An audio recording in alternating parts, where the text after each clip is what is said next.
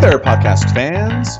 This is Falcon Paladin coming to you with yet another edition of the Falcon Paladin Hour. And with me, as always, is my good friend from down under here in the year 2018, whose name is Wade. How are things today, Senor Wade?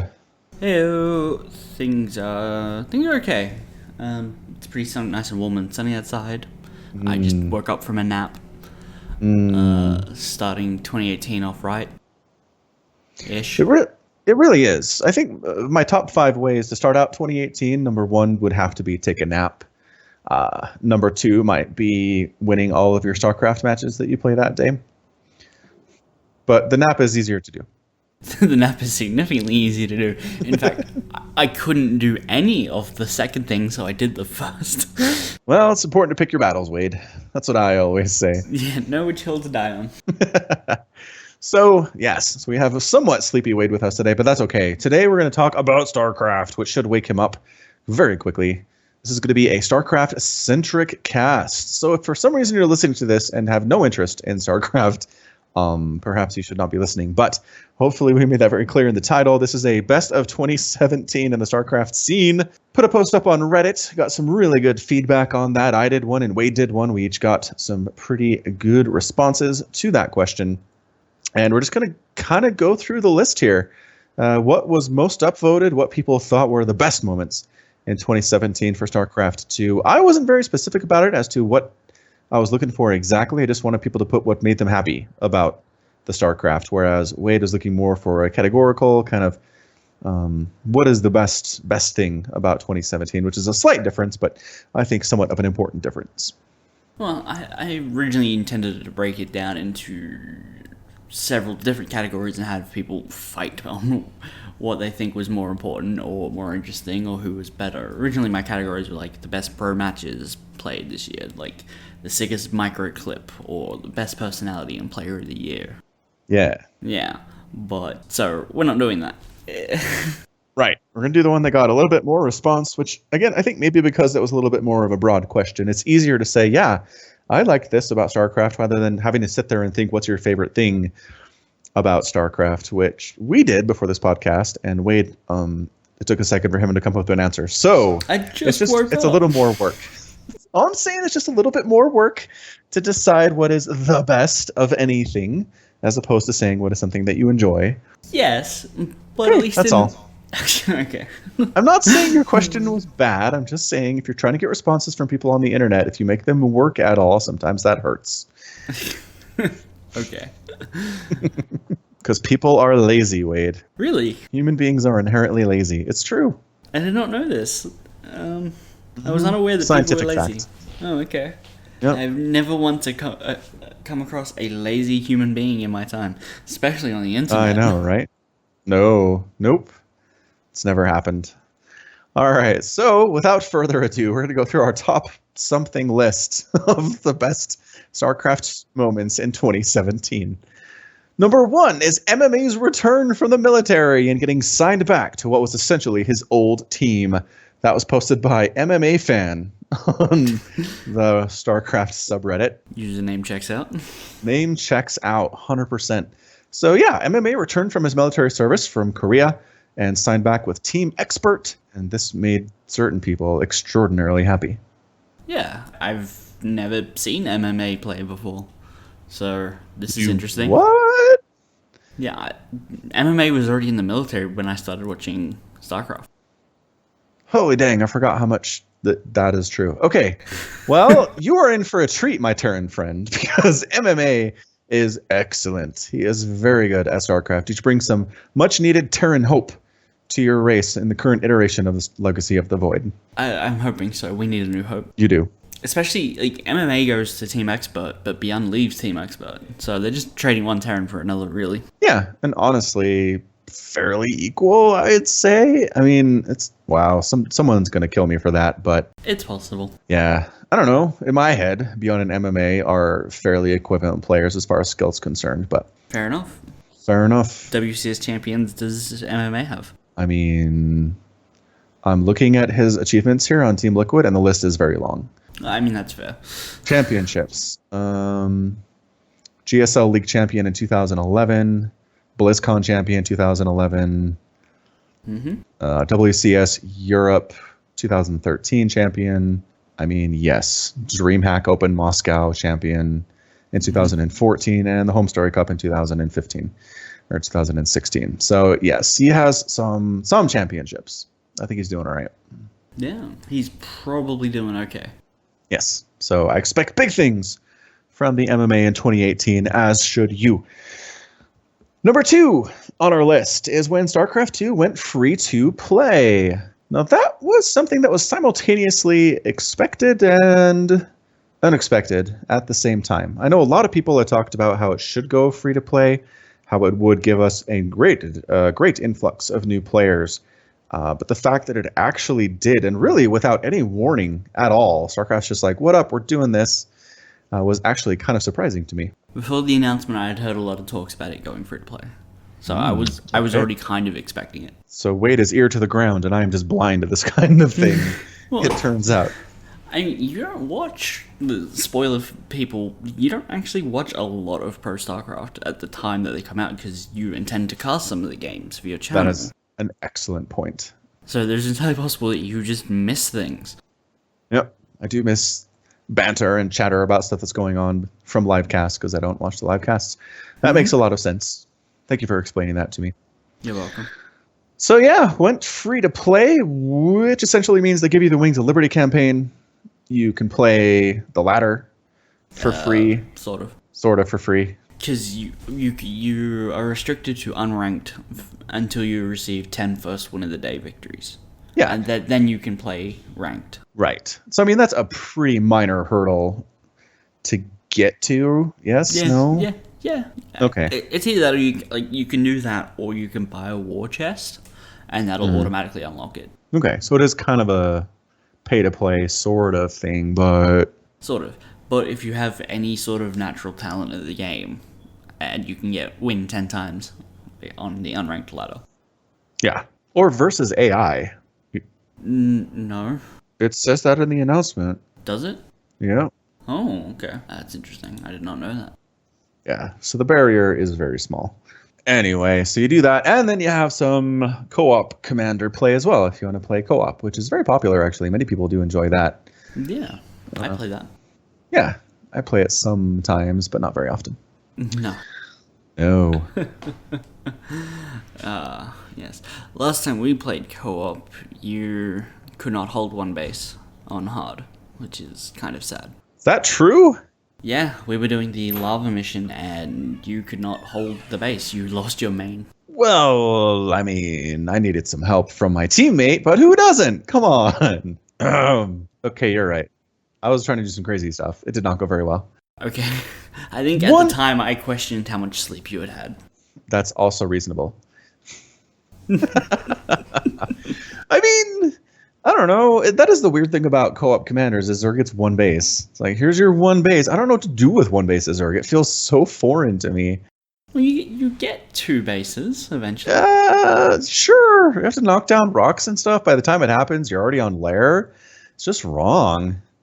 Zerg players, stick with me on this. You can get 3 bases on some of the maps, actually. Okay, good. I mean, you wouldn't ever want to, but I've played some of the Zerg commanders. They don't play like Zerg does, so I guess it doesn't count. That's the thing. It's entirely foreign to how you would actually ladder as Zerg. Yeah. So, but it's fun. It's definitely very fun. Playing against the AI is great. Playing with friends is also fun too. So good. StarCraft free to play. I am trying to think if I've seen a big influx of new players as a result, and I have been getting some more noobish submissions to Into the Void, where it's people that don't know basic build orders as opposed to people that do and clearly are moving their way up the ranks. Some of these guys are actually new to the game, which is nice as far as that particular feature is concerned. So I'm seeing that a lot more often. As far as being able to find matches, I haven't really noticed a major difference in how long that takes. But Okay. I mean, unless Blizzard actually releases the numbers of how many people are active in StarCraft now compared to before the announcement, I'm not sure we'll ever know. I mean, you can already tell. When you go into the StarCraft game, it'll tell you in like the chat channel, it'll be like, there are 10,000 matches going on and there are 6,000 people waiting in like chat channels and stuff. Fair enough. So They are giving us numbers. They've been giving us numbers for forever. You just need to compare numbers taken before and after the launch of it going free. Right. Sounds like someone needs to do that very hard-hitting research. Lazy. What I told you, people are lazy. I did not exclude myself from that statement. So anyway, StarCraft is free to play in case you didn't know. I think some people still don't know. So if you're listening to this, Go play free. and you're like, I'd love to play StarCraft, but I am so poor. Well, we have some news for you. Go play. Go play, and then when you inevitably lose on the ladder, go listen to Tempo, because he'll cheer you back up. Yes, Tempo is great. It's very good. Put a link to Tempo in the show notes. Will do. Next up, people really seem to enjoy a match between Dark and Innovation on Acolyte. Honestly, do not remember this match. Right. Not coming back. Dark I mean, it might be one of them. Oh, I do. It's the clip. Oh, it's the clip one? Twitch.tv. Yeah, the clip. Okay. Dark and Innovation on Acolyte. Yeah, it's where Innovation had set up a tank contain on the last final base for Dark. And he's got Marines, he's got tanks, he's got a Liberator, and then there's like a handful of Zerglings and Banelings, and like 6 Ravagers against this. It really comes down. It's like perfect Corrosive Biles the whole way. Liberators going down, Marines get taken out, and Dark takes the win. I mean, you'll have to watch it for yourself, but it's a pretty amazing break for the win in that game. The whole game, I'm sure, was fairly amazing as well. So I don't know if we have a link for the whole darn thing, but there's definitely a Twitch clip for it. I'll see what I can find. All right. Fair enough. So yeah, that was just Dark doing some amazing stuff in what turned out to be kind of the year of the Zerg. Yeah. Yeah. Wade's very sad about that. Yeah, that was 4 months ago. Boo. Zergs. Boo. They're saying boo Zergs, not boo Earns. Oh, I feel much better about that then. The Simpsons can be applied to pretty much everything, turns out. Turns out, yeah. When you have a show that's been going for like 27 seasons, it's fairly relatable. Done everything. Yeah. Yes. All right, next up, we've got Maynard does In Control's Red Eye impression. So it's a little complicated. In Control is a fairly well-known impression of Red Eye that Maynard then did. Anyway, it's incredible. I don't know if we can do the whole thing. It's not exactly family friendly.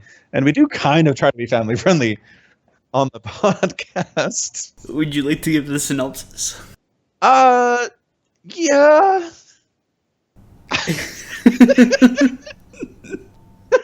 He's faster than Formula One. He's bigger than football in Europe. He's more chiseled than something I'm not going to say in a family-friendly podcast, but perhaps you'll get the idea. It's great. If you are a child, don't watch this. But if you're an adult who's okay with listening to colorful and descriptive adult language, then you should 100% should click on this and enjoy it fully. It might be one of the funniest things I've ever watched live in StarCraft. Yes. So I was watching Home Story Cup when that happened, and I don't know who Red Eye is. I don't know what In Control's Red Eye impersonation of Red Eye is, and I had no idea what to expect out of Maynard doing an In Control impersonating Red Eye. It's 3 layers of I don't know into something that is definitely very funny. Yes, it's absolutely amazing. I mean, Maynard's been around the scene for a very long time, back into the Brood War days. And this was amazing. You should watch it. It will change your life and make 2018 the best year ever. Well, I was watching Jordan stream the other day, and Ooh, name dropping. Yeah, that guy. And he was playing and never, ever, ever drone scouts. And I was like, you got a drone scout? And someone in chat said, well, actually, you are less ready for cheese if they're cheesing you because you're down a worker for that time. You're less prepared for it. I was like, well, how do you know it's coming then? What is going on? But I don't know. I mean, they're just, I guess, Overlord scouting. If you do it smartly and properly enough, you can get the information that you need. I guess. If you don't know that cheese is coming, you're definitely more prepared for it, is what I found. Well, you have a better economy, obviously. So holding the cheese of course. is your. I mean, if someone cheeses you and you have more drones, they have more likely to be more effective because they had more drones to kill. Like, that's all. Yep, that's how that works. I forgot. I haven't been giving people credit for their comments. So the person who submitted the comment about when StarCraft went free to play was Metler88. Thanks, Metler. Lenaru mentioned Dark versus Innovation on an Acolyte. Okay, good. Alguiz. Thanks for that. All right, next up is Bobby Awesome, actually a member of the Gauntlet community.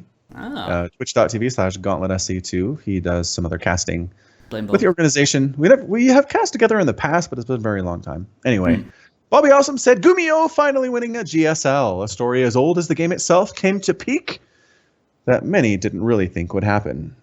Story 7 years in the making and legacy immortalized instead of being just another one of the old school GOM TVT era. Terran's GOM TV. Yeah, Gumio's been around for a long time.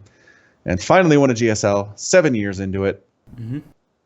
And it was wonderful. So we do have a clip for that as well. All right, so nice job, Gumio. We'll check that one out as well. It's a sports thing. It transcends esports. It transcends regular ball-oriented sports. But there are teams that are consistently excellent for a very long time and never get over the hump and never win the big one. And those players, fair or not, are considered lesser than those that actually do manage to win a title. And so if Gumio had never done it, I would have loved him. I would have really appreciated what he brought to the game, but I never would have put him up in that top tier of players who are elite and have won a GSL. The fact that he did it against Sue, against one of the top elite Zergs, and a Zerg right now in this current state of Legacy of the Void, is ridiculously good. And for sure, Gumio is going to be on my list of greatest players whenever I think about them. There you go. Undeniable. Nicely done. Nicely done, Gumiho. Is it a hard H, Gumiho? I always say Gumio. I just kind of let it roll. I think it's like Gumio. Gumio. Yeah, okay. Oh, what's the other word? Because there's... Gumiho is similar to another word that I'm thinking of. Like, it's not G, but it's the same. Everything else is the same. That means, like, fox. Okay. And so I know it's pronounced the same like that, but I cannot for the life of me think of what it is. There's a Kumio. Kumio, that might be it. It's a creature that appears in Korean legend. Yeah. It's a fox that lives for 1,000 years and turns into a Kumio. Yeah. Which can transform into, among other things, a beautiful woman, often set out to seduce boys. Classic. From what I've seen, like even on the Wikipedia page, it's like a Kumiho and then in brackets Gumiho. Yeah, I had no idea. That's amazing. Gumio is a fox woman that tries to seduce children. Wonderful. A nine-tails fox that tries to introduce. Is that where tails came from? Like from Sonic? Maybe. I don't know. It's entirely possible. Because Tails has only got 2 tails. That's why it's tails, not 9 tails. Yeah, he does. But I mean, he's a fox with multiple tails, so... I mean, I guess. Maybe there's some influence there. I don't know. We're off track.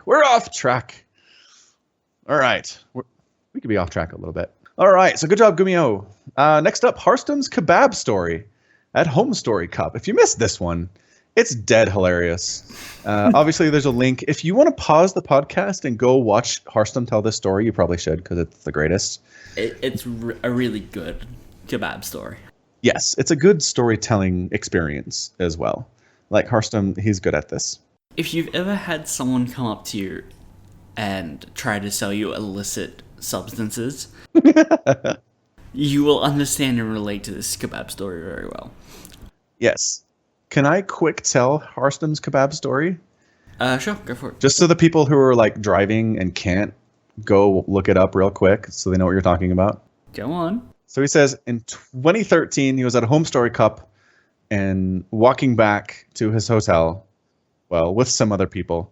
And he's in Krefeld, which I think is a German town? Yes. Yes, obviously. Anyway, in Krefeld, he says it's very known for its kebabs. And there is a place in town where there are a whole bunch of kebab stores on the same street. and it's very famous for that. And they are not allowed to be open 24 hours a day, so they all close from the hours of 5 to 6. So it's between this time. And they're walking down the street, and there's this dude in an alleyway. He goes, hey, psst, hey, you guys, you want to buy some kebabs? He's illicitly selling kebabs from an alleyway during the 1 hour in which you can't sell kebabs because you can't be open 24 hours a day. I assume that guy walked out of the shadows and opened his coat, and lining the jacket coat pockets were kebabs sticking up. 100,000,000% agree. Yep. Yeah. He just has little customized hooks where he hangs them, and they're still steaming because they're still warm from the cooking he's been doing in the alley.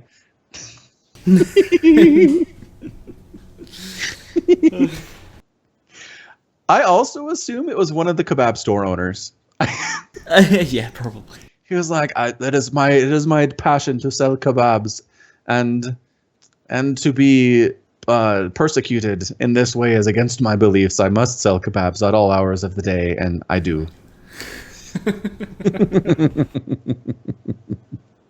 So that's your kebab story. All right. No, but you were going to tell your story about being offered illicit drugs. Okay. I'll tell my story about being offered illicit materials. It's significantly less interesting. Basically, me and two of my buddies decided we don't want to catch a crowded, overpacked bus, hot, sweaty bus on the way home from school. No. So we instead all put our money together, and we were like, we're just going to get a taxi to like my place. And then the other two guys who don't live too far, we're just going to walk from there, because they basically end up having to walk there from the bus stop anyway. And there were no taxis coming, so eventually we just go, we'll just call and we'll book one, and it'll turn up in like 5 minutes. And like, sure, that's great.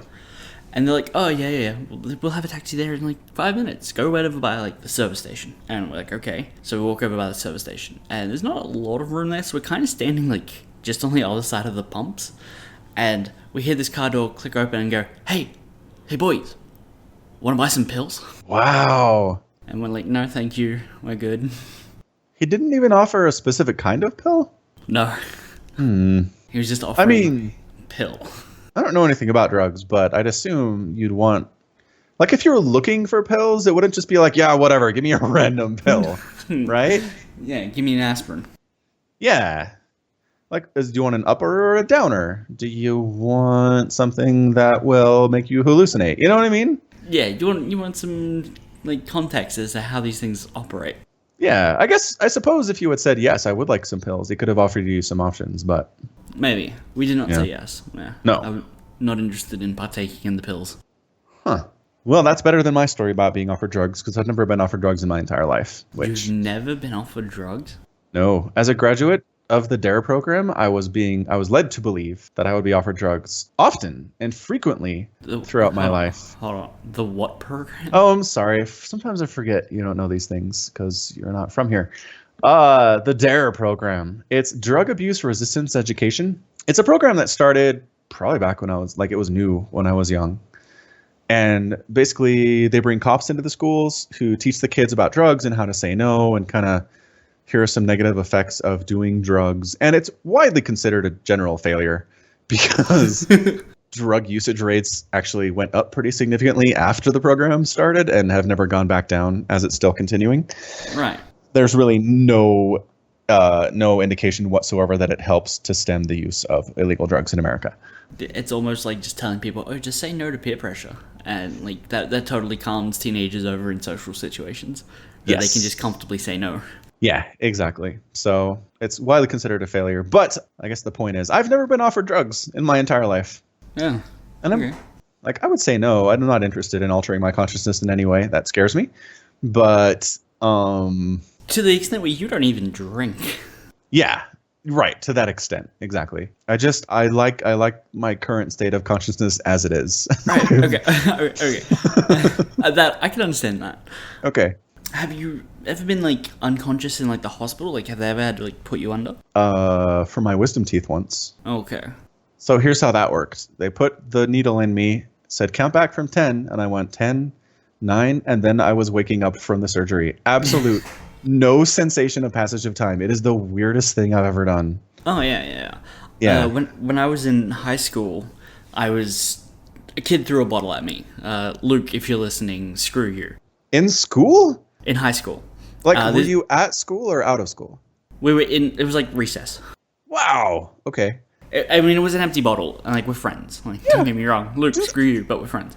You don't throw empty bottles at people. I like how you say, "Well, it was empty. It's fine." It was fine. I mean, work in Australia. Full bottle bad. Empty bottle fine.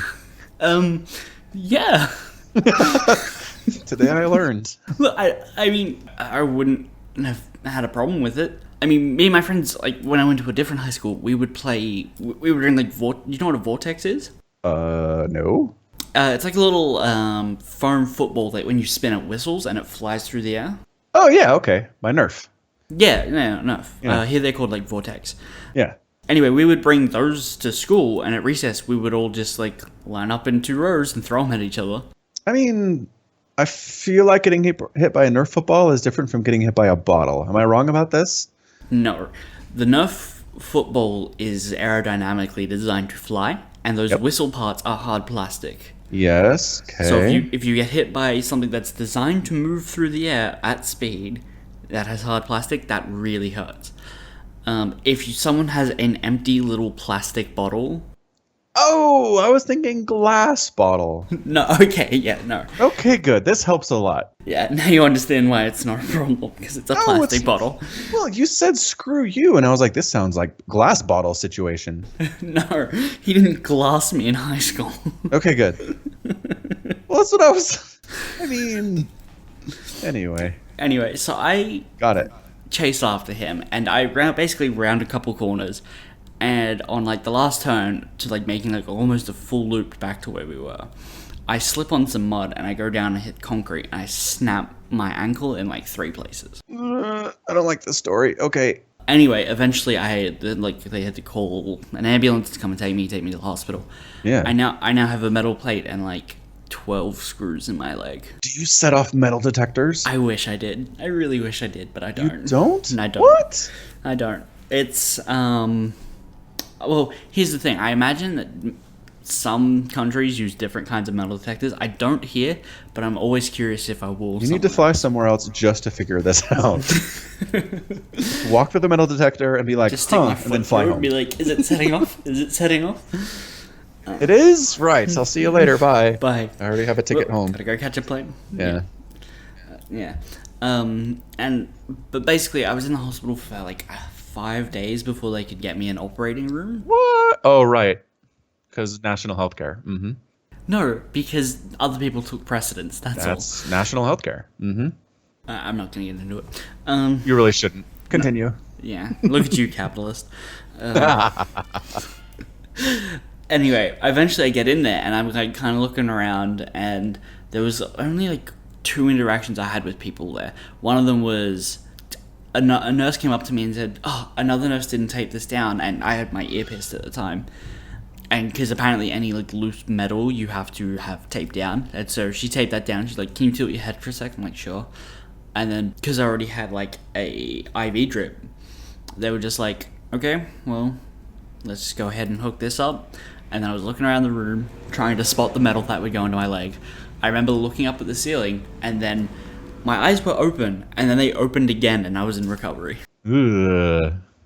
Drugs are weird, man. And then there was a nurse there who was like, "If it hurts, tell me, because here I can give you morphine." And I was like, "It hurts." And well, I nodded because I couldn't talk. And then I would like, when you talk about like morphine overdoses, it's called a whiteout. And I would not say I overdosed on morphine in the hospital. That would be silly. But that probably didn't happen, yeah. No, but I do remember most of my vision just going white, and then waking back up in my room later. That's crazy. Yeah. Yep. See, so that's why. I'd keep my consciousness as it is. Thank you very much. Anyway, we are really off topic. How did we end up talking about drug use? Kebabs. Kebabs being sold in alleyways. Kebabs, obviously. If I just thought about it for a second, I would have known. All right, so Harston's kebab story. Next up, somebody was very pleased that Rogue won the BlizzCons. That was Aerobic Throne, which is a great name. It's got a Jin Air Green Wings logo. Aerobic Throne. Heads up. Yep. Yeah, so Rogue, again, that's another player that I kind of feel like was known as being good and great, but not elite. And then he just showed up at BlizzCon and said, you don't think I'm elite? I'm going to beat all you fools, and did. Yeah. He came in and destroyed. He really did. I need to look at that bracket, actually. Ooh, BlizzCon 2017. So he beat Sue, he beat TY, and then he beat Hero, working backwards. Yeah. So he dropped 1 map to Hero, 2 games to TY. And then 2 games to Sue. 2 to Sue. Yeah. And how did he do in the playoffs? He went 5-2 in his group. Yep. Which had Neeb, Nurchu, and Sue in it. So that's a pretty good group. Yeah. My money was on Innovation. I lost. Yes. My money was on stats, and I lost. Why didn't we pick Zergs? What is wrong with us? That is a good point. We look around at the current state of StarCraft and say, I think a Protoss has the best chance of winning BlizzCon. Well, yeah. We were clearly missing something. Clearly, we were just stupid.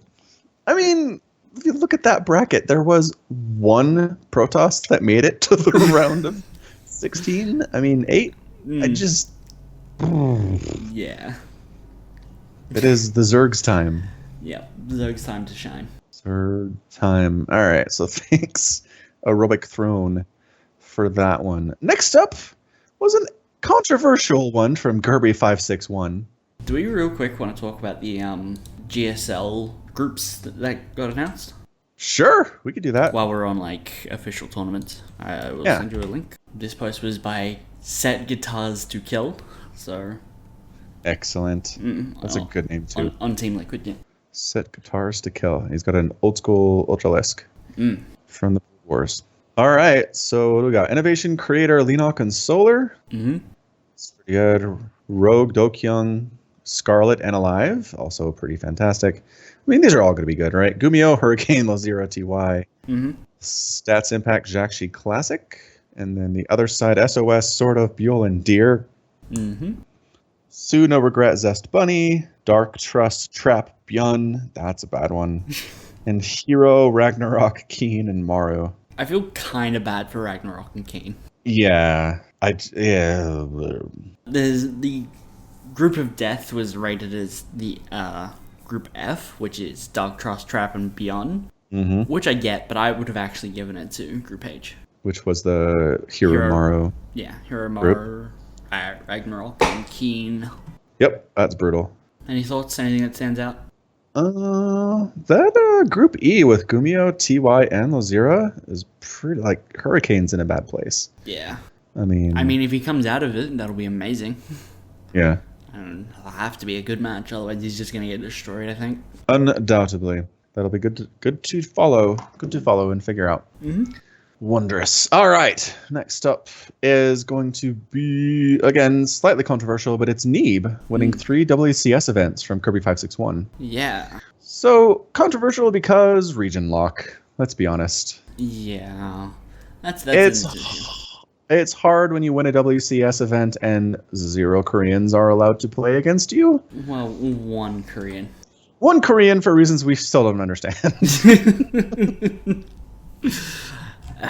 Yeah, we'll maybe work that out one day. Somebody really help us out. Send me an email to falconpaladin@gmail.com and tell us why exactly True can play in foreign tournaments, but no one else can. Yes, correct. It's not like foreigners don't have anyone that can stand up to Neeb. Like Laser, Special, Serral. They're good players. I reckon they can take Neeb on a good day. But Neeb still somehow managed to run away with 3 championships? He did. Well, right. So he did, and then BlizzCon happened, and where was he, right? That's the problem with this. And I understand why Blizzard does it. I understand they want to get foreigner blood and foreigner attention. But it really just kind of waters down what you're trying to do for most of the year, you know? Yeah. So anyway, Neeb is great. I like Neeb. Neeb's good. Good job, Neeb. But there are some buts here. Next up is the StarCraft meme of 2017.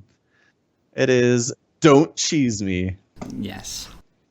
Which, if you don't know what I'm talking about, you probably don't go on Reddit, which is maybe a net benefit for your life. I mean, it's maybe a net benefit in saving time, but I think you have a much harder time keeping up with StarCraft if you don't go on Reddit. That's true. That's a good point. So anyway, for those of you who are unfamiliar, who did this? Let me take a look at the post. Milo the Slayer posted something early in December, late November possibly, where he's two-gating his opponent and receives a message from his opponent that says, "Don't cheese me, please." Right as he's putting down his proxy 2-gate. Yes, like right as this is happening. And this has devolved into thousands of memes. It is. Again, it is a mystery as to why things go viral and why things turn into giant memes, but this one definitely caught the imagination of a lot of people. Oh, special quick shout out to WTF Dude for submitting this classic. I mean, can we Google "Don't Cheese Me" memes and a bunch of stuff come up? Probably. My favorite one is actually a prequel meme as well. It's Anakin talking about how he killed not just the men, but the women too, women and children. And it's, "I cheesed them all, not just the men, but the women and the children." And his eyes at the proxy 2-gate whooping it. Yep. I don't know what that is, but I love it. Anyway, yes, the memes are hilarious. There are many great ones. If you go on the StarCraft Reddits, you will see them posted. Even to this day, it has some decent staying power. Yeah. And it really, I think part of the reason it caught the imagination is because it kind of reflects the state of Protoss right now in Legacy of the Void, where people feel like they kind of have to cheese. If you watch the best of 5 that I cast earlier this week between Showtime and a laser, I mean, a laser basically went Hydro Ling push every time against Showtime and beat him every time. Yep. Yeah, he beat him 3-1. Like, it wasn't even really that close for most of those games. And as I said on the cast, I feel like if you scout your opponent and know exactly what they're doing, they should not be able to walk across the map and kill you at 10 minutes. No, shouldn't be able to. At the highest level. Yeah, should not be able to. But, right. I mean, I did watch that game, but was, like, Showtime had reasonable scouts. I assume he had, like, observers across the map. He knew what was coming. And when your opponent does it 4 times in a row, you can kind of... Assume, yeah. Yeah. I guess not keep building immortals. Right. Well, but, okay, so I've had a big discussion about this on the cast that I posted, and some people made some new points. So basically they said if you don't make immortals, you die to Roach all-ins. And if you don't make immortals, you die to lurker pushes. And so it's not significantly different for a laser to go Hydra versus Roach at 9 minutes. It requires one different building, right? And so, yeah, I mean, Showtime is an excellent player. He's been playing for a very long time. And for him to have absolutely no answer to this, that is one of the things that I think causes Blizzard to actually sit up and take notice and say, all right, we got to change something here. What is it? We don't know, but we need to make a balance update. And I don't know what to do. Yeah, I mean, the answer apparently is cheese. Cheese, yeah, just cheese. Yeah. Here's the thing. Before this, like up to like a month ago maybe, everything that Protoss was doing, it was we're just gonna proxy a Stargate and build oracles. Right. And now it's like, okay, well, they kind of made oracles take longer to build and yep, all that stuff. And now it's like, okay, now what do we do? It's like all they had was cheese. You took their best cheese, and now they have nothing. Right. And I think generally Blizzard likes to wait a while. They like to let the meta settle. They like to see if someone can figure it out. Because I always, when I think about this kind of thing, I always remember the early days of Wings of Liberty. And the Protoss 4-gate was unstoppable for a good length of time on the ladder. It was good against all 3 races. It was cookie cutter build. It was ridiculously powerful, and no one could stop it. But then someone figured out how to stop it. And then it disappeared because people knew how to end it. Yeah. People eventually just work out how to beat it. Yeah, and so I think they're waiting to see if that happens. I think they're waiting to see if Protoss can figure out this little 9-minute Hydroling push. And if somebody can, and then other Protoss can mimic that defense, then the meta keeps flowing and keeps moving, and it's a healthy thing. Yeah, it also doesn't help that it's kind of like the holiday season, and it's like in between actual like pro seasons as well. So I'm not seeing like stats play, right? Or I actually haven't also seen Neeb play in a while. So when some of the best pro players are maybe taking time off, or they're just not publicly showing their matches, you can't see what the very best are necessarily doing against this. That's true. That's very true. So it's entirely possible that Stats is going to show up and say, "You morons, this is how you do this. You just need to do this one simple thing." Yeah.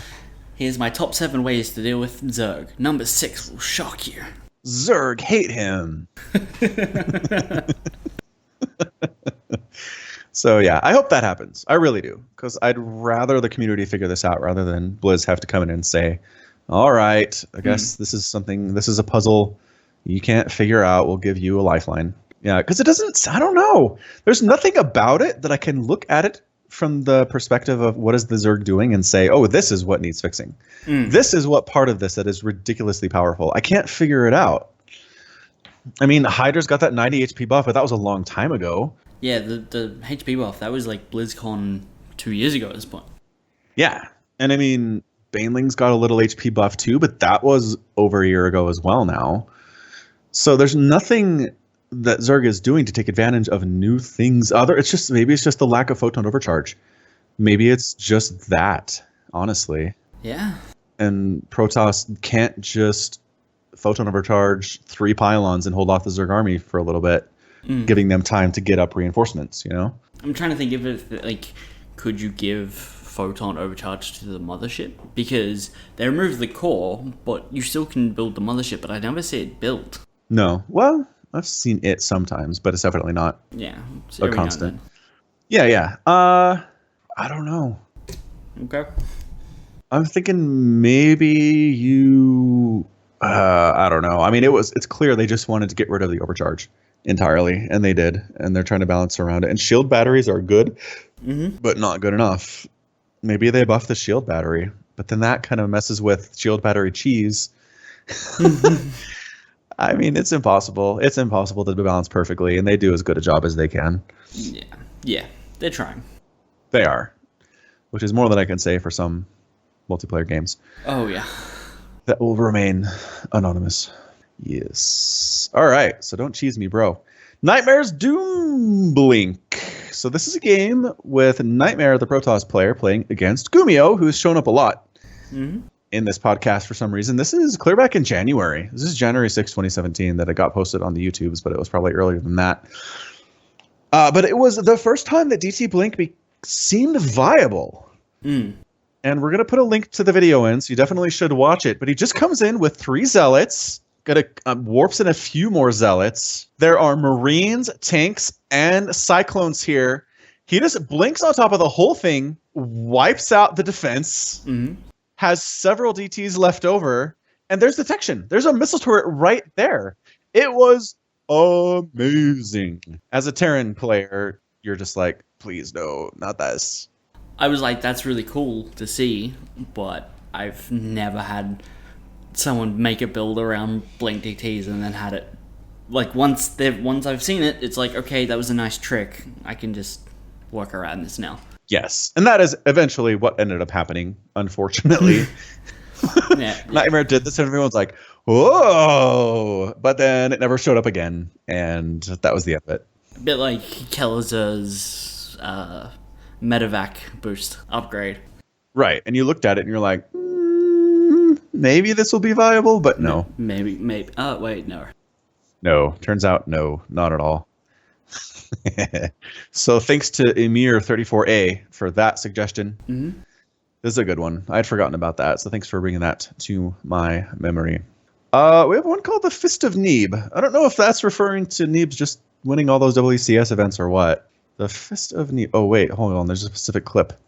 Is it? I should have watched this before. I just Googled it. I should have done this a while ago. So, I'll send you a link. Basically, him going carrier mothership High Templar Sentry. Mm-hmm.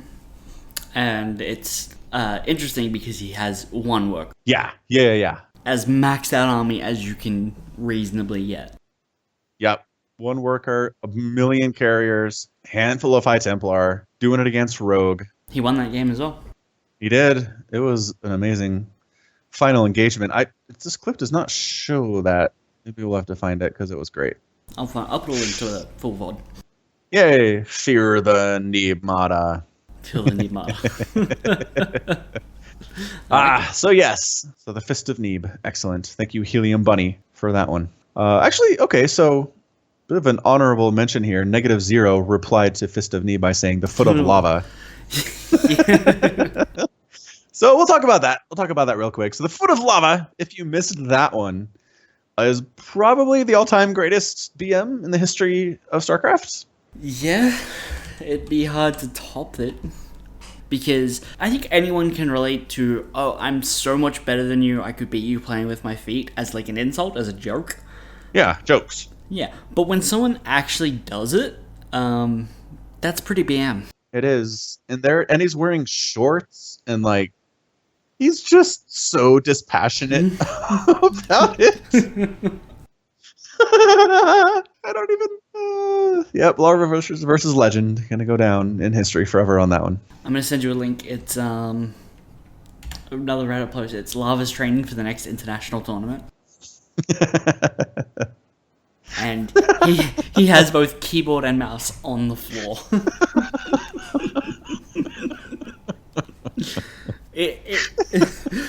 The first time, all he did was like lift up his left leg and like click a few keys. Yeah. He still kept his mouse hand on his mouse, but now he's going, I'm just gonna beat you playing with my feet. Bless that man. And then China made some noise, and the Zotac China events were like, "You're banned," but then not really. I don't know what happened there. I don't think he's actually banned. Yeah, I don't know.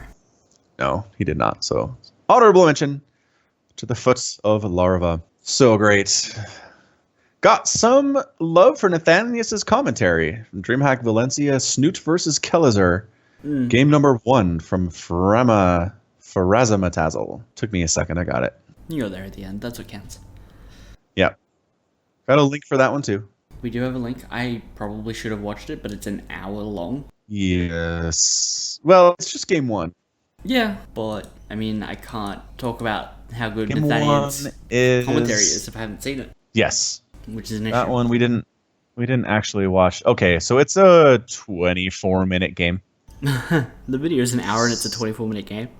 Uh-huh. Okay. So go check that one out. Frazzamatazzle. Liked it a lot. Thanks, dude. Getting towards the end here. Second to last is going to be how consistent Sue has been. He's been super consistent. Super consistent. The Crytrunk. That's hard to say. Crytrunk. How consistent Sue has been. Sure, only second place, but damn, he was placed 2 pretty much the whole year. Well, maybe not so much in September and October, but the rest of the year he was super impressive. So I like that it's an honest look at Sue's year. He didn't just say he was all the time consistently amazing, but yeah, pretty much 10 months out of the year, second place finishes in many, many major tournaments throughout. And sure, he never won the big one, and we talked about this, how important that is, but I mean, it's better than not even coming close. Yeah. Still a lot of money for second place. So I think he's It is. I think he's doing okay. Yeah, he can cry himself to sleep tonight on his huge pile of cash. Which is even like made even doubly big because it's Korean wons, and it's like a million Korean wons is like $100 or something. So when you win like $150,000 you have a giant pile of cash. It's very comfy to sleep on. I recommend it. Oh, you sleep on a giant pile of cash. Where do you live again? Oh, I mean, what? No, that's not. I'd never do that. That was someone else. Crap. It's worth more because you got the good money. I said too much. All right, so heads up to Sue, and then finally from Scuzz Wheeler, basically all of Day 9's Holiday Bash, which unfortunately I missed, but it was a Twitch event with StarCraft Remastered. I have a link to it here. I didn't either. I didn't watch it because it's remastered. But Tasteless was there, Artosis was there, Day 9 was there. I mean, that's pretty much a best time. I wish Day 9 was all StarCraft. I wish he wasn't as much Hearthstone as he is, but when he does the StarCraft, it makes me happy because he's just a great dude. I can't stay mad at him. Can't do it. I'll take your word for it. Yeah. So you should check it out. It is 8.5 hours long. All right. 9.5 hours long. I'll just get on that then. Yep. Next time you have a day off, you should sit back and just put this on. I won't do that because I'm actually not super interested in watching Remastered. Ah, right. That makes a ton of sense. Why would you be? No, that's not true. I cast it. I like Remastered a lot. Yeah, just you. Word. All right. So that is our list.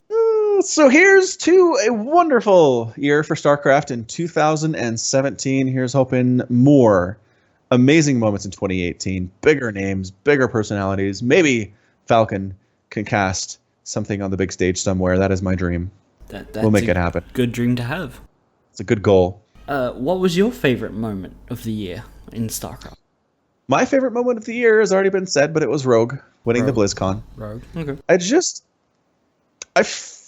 We talked about this. I feel like there haven't been consistent Zergs through the history of StarCraft 2.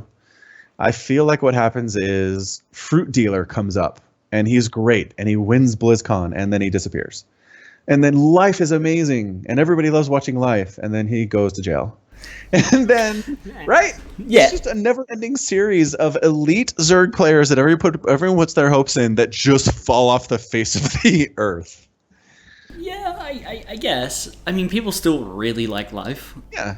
For some reason. They do, but he's banned from everything. Yeah. So again, I'm not saying they win a tournament and then they're not as good again. No. They disappear from the face of the planet. They stop being involved in high-level StarCraft. Do you know who Fruit Dealer is, other than what I've told you? No. Yeah, okay. Okay, what about, like, Jaedong? What about Jaedong? He's pretty good. I hear lots of love for him about being a really great Zerg player and still top of his game. Well, not top of his game now, but held it for a while. Jaedong's Brood War. He's not... Same diff? No, but I'm saying somebody in the current StarCraft 2 scene who's like, okay, he is clearly the best Zerg and has been for the last 5 or 6 years. That's all I want. Can I get that? The best Zerg for the last 5 or 6 years. Stefano. Right? Thank you for making my point for me. You're welcome. No, okay, yeah, you get it right. But I don't think Rogue's going to be that guy. Don't get me wrong.